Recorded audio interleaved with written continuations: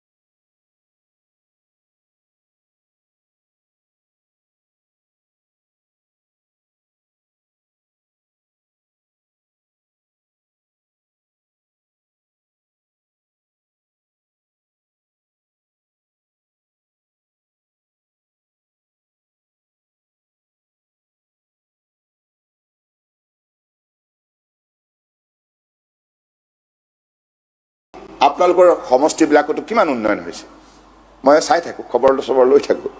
ৰাস্তা পদূলি দলং সকলো ঠাইতে আপোনালোকৰ বিজুলী পৰা আৰম্ভ কৰি উজালা চব আঁচনি আজি প্ৰতিটো সমষ্টিত পদাৰ্পণ কৰিছে। ফলত সকলো সমষ্টিৰ বিধায়কসকলে আজি সৌগৌৰৱে ক'ব পাৰে মই মৰাণ সমষ্টিৰ বিধায়ক আছিলোঁ জানেনে।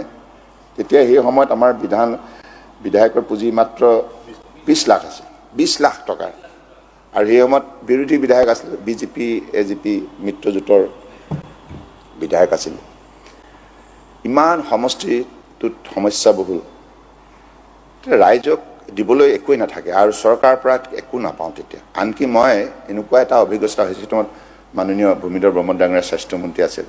এবাৰ এখন চিকিৎসালয় উন্মোচন কৰিবৰ কাৰণে মাননীয় স্বাস্থ্যমন্ত্ৰীগৰাকী গ'ল।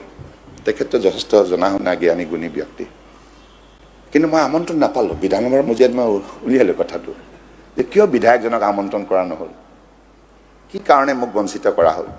এনেকুৱা বহুত ধৰণৰ তিক্ত অভিজ্ঞতা হৈছে। তথাপি সেইবিলাক কথা মই আজি এই সদনটো তেনেকুৱা কথা কৈ বিহুদ্গাৰ কৰিব বিচৰা নাই, কিন্তু কথাবিলাক সঁচা নহয়।